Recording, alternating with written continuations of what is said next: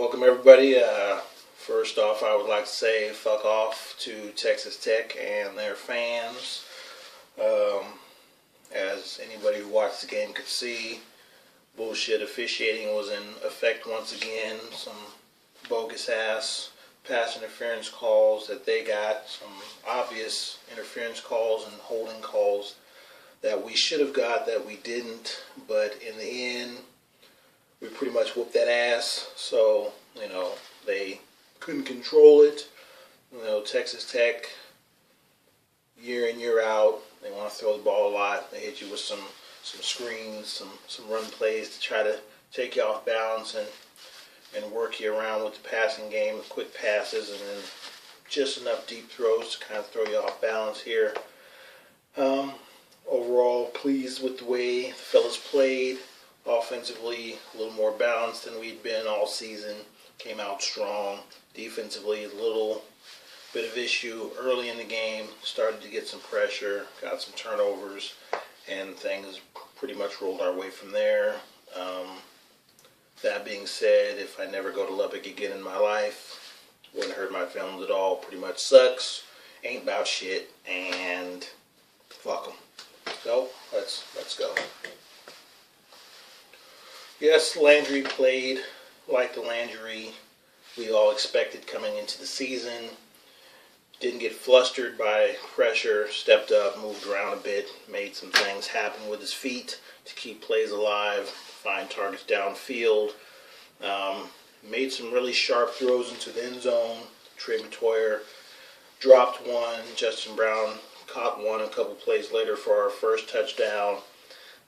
Hit Justin Brown on another nice one, which I believe was caught, of course, being in Lubbock. No review. Even if they had reviewed it, they probably would have overturned it anyway and called it an interception, but, that's just how it goes. Really did a good job checking down, found Williams a couple times out of the backfield for some big passes, worked Trey Millard in there. We still really pretty much say fuck the tight ends. We tried early in the season. We figured after Landry missed Green in the end zone against Kansas State, we just said forget it. We won't throw to a tight end at all. Just, pretty much we'll put him out there every now and then, but we're not really going to give him the ball at all. So any recruits down the road who are thinking of coming to Oklahoma as a tight end, you ain't going to touch the damn ball. So, just go somewhere else, USC, whatever, that's cool. Why did we start Williams? We felt Williams has been the most consistent. Whaley's still trying to kind of work back from his injury a little bit. I wouldn't say he's been running bitch-made, but he's been running bitch-made. He was a little stronger today, had a nice long run that put us in first and goal, set up another touchdown for Blake Bell.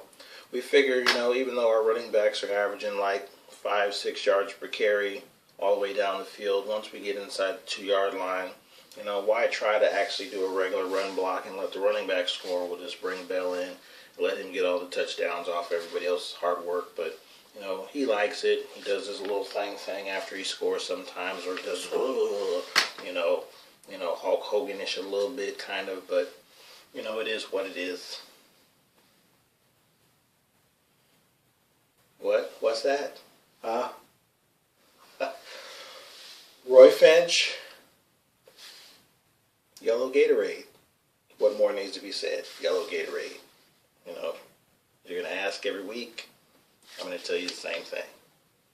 I said, hey, Roy, how you doing in practice? He was like, I'm doing good, Coach. I was like, what's that in your hand, Roy? He was like, oh, that's that Gatorade, Coach. Just keep him hydrated and whatnot. What flavor is that, Roy? This that yellow shit, Coach. This is the bomb, the yellow shit. I love the yellow shit. Okay, Roy. See you on the sideline. That's how it's going to go. So once he steps up, feels great, glitch freeze, riptide rush, he's playing. Carries, catches, all that. Yellow shit, sideline. Jamarcus McFarland's play, well, it was an excellent tip by RJ, set that up. McFarland got the pick. He's running down. Set to it, he comes out of nowhere, dives, hits him in the knee, kind of throws him off balance. Personally, I felt he was down, hit the ground arm hit the ground and the ball came out. But once again, Lubbock, no review.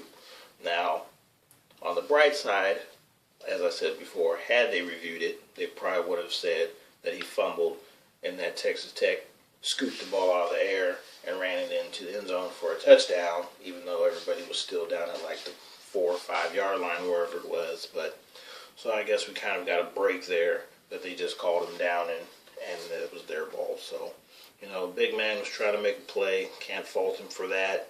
He probably should have done a spin move, you know, when Dwayne came in there and tried to hit him. But, you know, sometimes you just can't always react that way. Sometimes, you know, anybody who's played NCAA football on Xbox or PS3, sometimes you push the button and they don't do what you pushed, and then you end up getting tackled or falling or some crap like that because, you know, you push wide to put your hands up to intercept the ball, but your guy just says, oh, and then they catch it for a touchdown. So, you know, whatever. Aaron Colvin's interception was just, you know, I've said for years he's one of the best we've got. That was just an incredibly athletic play there to go up with your momentum coming like that, a guy firing a pass just from a few yards away, and you're able to go up and snatch it out of the air like that. Just an excellent play, really kind of turned the tide. We probably could have went down and got a touchdown instead of a field goal if we would have ran the ball a little bit more once we got it in the red zone. But Josh got a little pass happy again, and we settled for 3, but 3 is better than 0. Gave us momentum going into the half. Javon Harris's pick 6, I think, really kind of sealed the deal there. Once again, another deflected pass. He's in the right place, picked it up, scooted in, pretty much took all their confidence away for the rest of the game, and then we moved on. Tom Ward basically was replaced mainly because we didn't like his comments earlier in the week, for one. 2, because he's had multiple opportunities to tackle people and comes up and whiffs on them. And, you know, I'm pretty much blaming it on the fact that him and Ultimate Warrior have become friends, and, you know, he thinks he can do the little flying shoulder charge all the time like Ultimate Warrior used to do, instead of striking and wrapping people up. So, you know, we just felt that we'd give Favors a little bit of time and give Shannon some time and see how things went. I think we kind of picked up from that point. As it goes on, we'll see. We've been considering, you know, moving Wart over to right tackle, but we'll see about that and see how things go from there.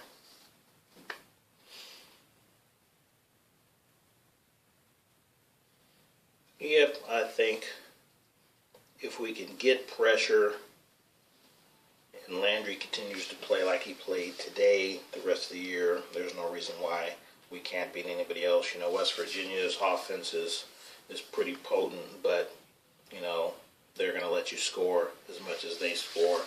So as long as you take care of the ball, you'll put yourself in positions where you can win that game. You know, the final score might be 105 to 102 or some shit like that, but, you know, a win's a win, right? That's what y'all say. The young people say, just win, baby. Never mind, I wasn't young till I was Al Davis ass, and he's like 117, but whatever. Yep, Texas coming up. They're off a loss, so we kind of hoped that actually they would win because we wanted to be the ones to knock them off, but you can't always get what you want. It's always an exciting time to be down in the Cotton Bowl. I expect Texas is going to come out fired up. As you see, they were pretty pumped up during the West Virginia game. You know, guys hopping around, jumping, and doing all types of random celebrations and whatnot. Ash has looked much more comfortable than he did last year. You know, going through his reads, knowing where he wants to go with the ball and whatnot. So we expect him to play better than he did last year. But basically, we feel in reality he probably still ain't about shit. And we can rattle him a little bit. So I expect both teams come out ready to play. I expect Oklahoma to play better and win the game. And as a great man once said, if you're not down with that, I just got 2 words for you. Deuces.